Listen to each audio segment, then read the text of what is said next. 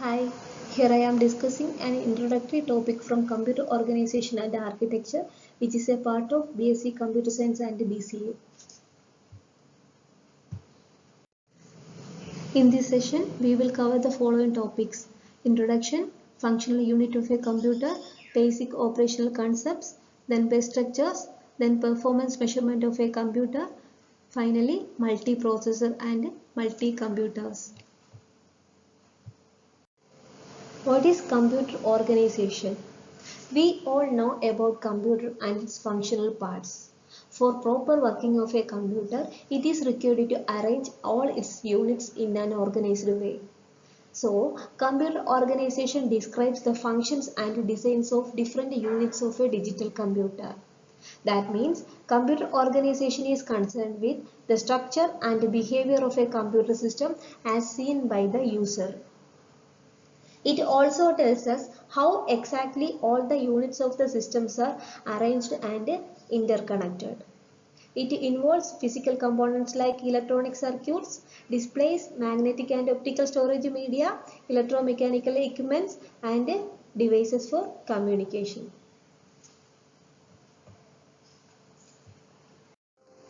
Next is computer architecture. In broad way, computer organization and architecture are same, but there is a minor difference between them. In computer organization, we have seen that it is concerned with the interconnection of physical components and their functions. But in computer architecture, we can see it in terms of instructions, addressing modes, and registers. For example, for any processing, a computer needs programs or set of instructions. Computer architecture specifies the instruction set and the corresponding hardware that implement the instruction. Next is information handled by a computer. Information can be instructions or data. Instruction governs the transfer of information within a computer as well as between a computer and its I/O devices. It also specifies the arithmetic and logic operations to be performed. A group of instructions that perform a task is called a program and it is stored in memory. The processor fetches that instructions one by one from memory and perform desired operations. Next is data. Data are numbers and encoded characters that are used as operands by the instructions. Sometimes a program may be considered as data when it is processed by another program. For example, in compilation, a high-level language source code is converted into corresponding object code. Here, the high-level language source code is considered as a data by the compiler. Information handled by a digital circuit have two stable states on and off. Here, each number, character or instruction can be encoded as a string of binary digits or bits. Here, numbers is usually represented by using positional binary notations or by using BCD numbers or binary coded decimal numbers. And the characters can be represented by using ASCII representation or by using extended binary coded decimal interchange code. It is an 8-bit code. This figure shows 5 functionally independent units of a computer. They are input unit, output unit, memory, arithmetic and logic unit, and control unit. Arithmetic and logic unit and control unit together known as processing unit or processor. First is input unit. Input unit accepts coded information through electromechanical devices like keyboard or from other computers over digital communication lines. In keyboard, whenever a key is pressed, the corresponding letter or digit is automatically translated into corresponding binary code and it is transmitted to the processor or memory over a cable. Examples of input devices are keyboard, mouse, trackpad, joystick and microphone, etc. Next is memory unit. The function of memory unit is to store programs and data. There are two classes of storage. They are primary storage and secondary storage. Primary storage is fast and operates at an electronic speed.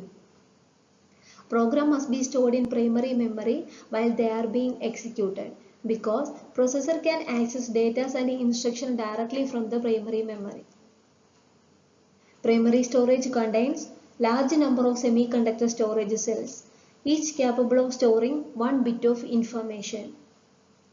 But individual cells are rarely used for read and write.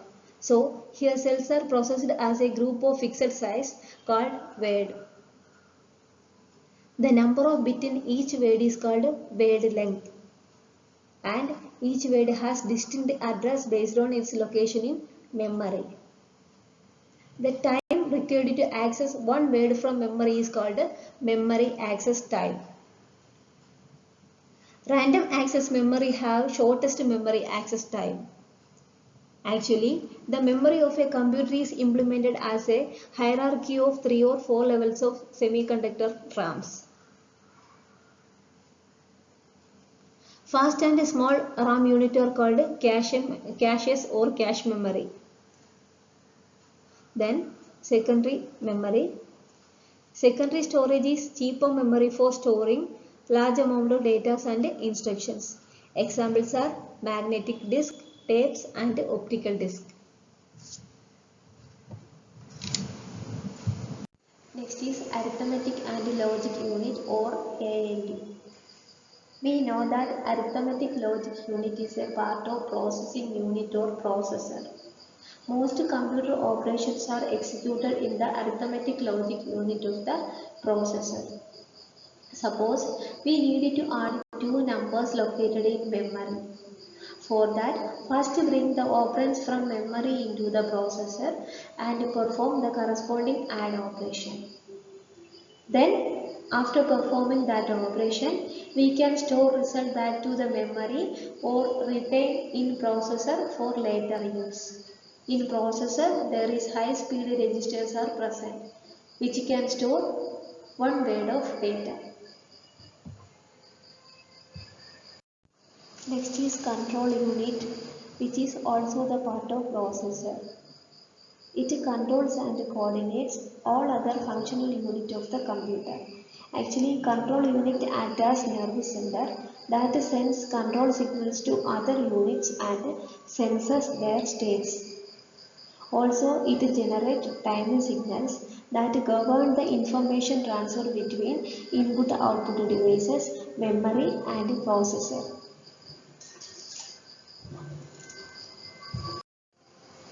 Next is output unit. Output unit is the counterpart of input unit. It sends processed results to the outside world through output devices like monitor, printer, plotter, photocopy machines, etc. Next is basic operational concepts. In the previous section, we have discussed that an activity in a program is governed by instructions. To perform a particular task, an appropriate program consisting of a list of instructions is stored in memory. Then that individual instructions are brought from memory into the processor, which execute the specified operations. Data to be used as operands are also stored in the memory. This is an example for a typical instruction at location A, R0. Here, the content of location A is added to the processor register R0 and place the sum into register R0. Here, the original content of location A are preserved and the original contents of register R0 is overwritten. This instruction requires performance of the following steps. First step is the instruction is fetched from memory into the processor. Then operand at the location A is fetched and added to the content of R0. Finally, resulting sum is stored in register R0.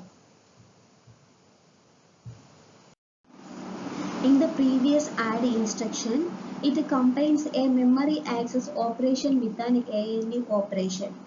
The above instruction can be realized by a two instruction sequence by using a separate memory access and a separate ALU operation.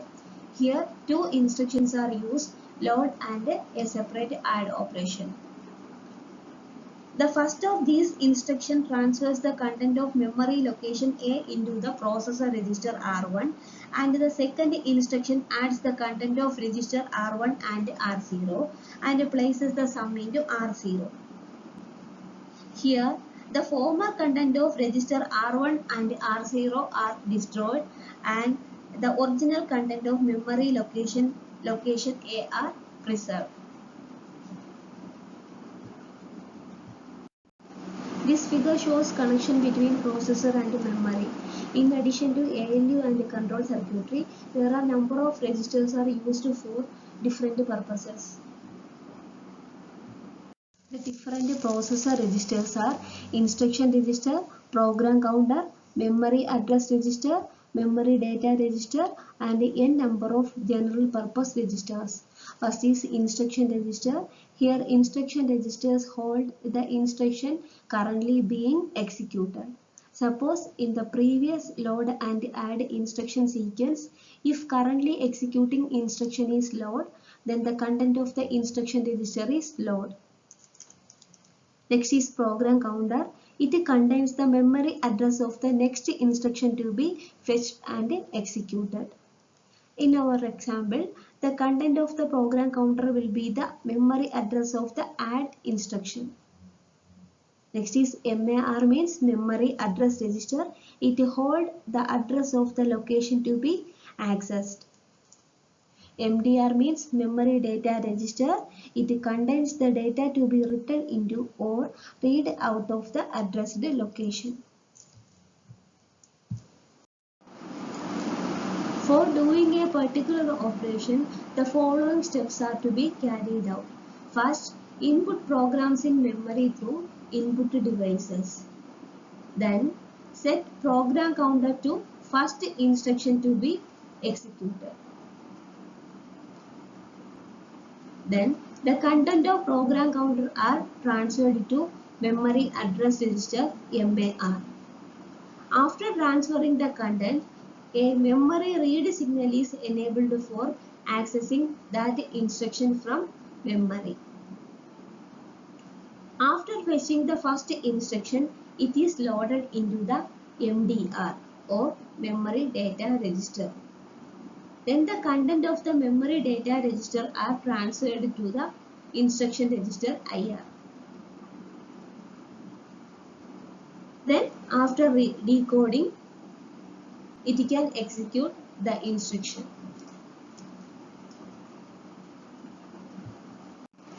After fetching the instruction, it is required to fetch the operands. It can be reside in general purpose registers or in memory. Operands can be fetched from memory in the same way as the instructions fetched. After performing the arithmetic and logic operation, store the results back to the general purpose register or to the memory. During the execution, program counter is incremented to the next instruction to be executed. Next is interrupt. Normal execution of programs may be preempted if some device requires urgent servicing. In order to deal with the situation immediately, the device raises an interrupt signal. An interrupt is a request from an I/O device for service by the processor. The processor first stores its current state and then provides requested service by executing appropriate interrupt service routine. When the interrupt service routine is completed, the state of the processor is restored and interrupted program may continue. Next is bus structures. To form an operational system, individual part of a computer must be connected in an organized way. A group of lines that serve as a connecting path for several devices is called a bus. In addition to the lines carrying data, the bus must have lines for address and control purposes. This figure shows a typical single bus structure. Here all the units of the computer are connected to the single line. So this can be used for only one transfer at a time, and only two units can be actively use this bus at any given time. Next is speed issue of a single bus structure. In the previous figure, we have seen that the different functional units are connected to a single bus. But these devices vary in their speed of operation. For example, electromechanical devices like keyboard and printers are relatively slower than magnetic and optical disc. Also, memory and processor are works at electronic speed. Here, the problem is all the devices are communicate with each other over the bus. This will slow down the performance of the computer. So, an efficient transfer mechanism is needed. A common approach is to use buffer register with these devices that hold information during transfer. Next is measuring performance of a computer. The most important measure of the performance of a computer is how quickly it can execute programs. That means speed of a computer depends on the design of its hardware and its machine language instructions and the compiler used. For best performance, it is necessary to design compiler, machine instruction set and hardware in coordinated way. Next is processor clock. The timing signals which controls the processor circuit are called processor clock. This clock defines regular time intervals or clock cycles. The execution of each instruction can be divided into a sequence of basic steps, each of which completes in one clock cycle. Then, clock rate can be measured by taking the inverse of clock length p, and its unit is cycles per second or hertz. Next is basic performance equation. Here T is the processor time required to execute a program that has been prepared in high level language, and N is the number of actual machine language instructions needed to complete the execution, and S is the average number of basic steps needed to execute one machine instruction, and R is the clock rate. Then we can compute the program execution time by N cross S by R. Here the problem is how to reduce the execution time and how to increase the performance. Next is pipelining and superscalar operation. In the previous sections, we assumed that instructions are executed one after another and an instruction is divided into a number of basic steps S, each executed in one clock cycle. We can improve the performance of the system by overlapping the successive instructions by using a technique called pipelining. By using pipelining, if all instructions are overlapped to a maximum degree possible, an instruction can be completed in one clock cycle. For example, here is an instruction add R1, R2, R3. This instruction adds the content of register R1 and R2 and places the sum into register R3. Here, the content of registers R1 and R2 are first transferred to the input of the arithmetic logic unit. After add operation is performed, the result is transferred to the register R3. Here, the processor can read next instruction from memory while the addition operation is being performed. This is the advantage of pipelining. If multiple pipeline units are implemented in the processor, a high degree of concurrency can be achieved.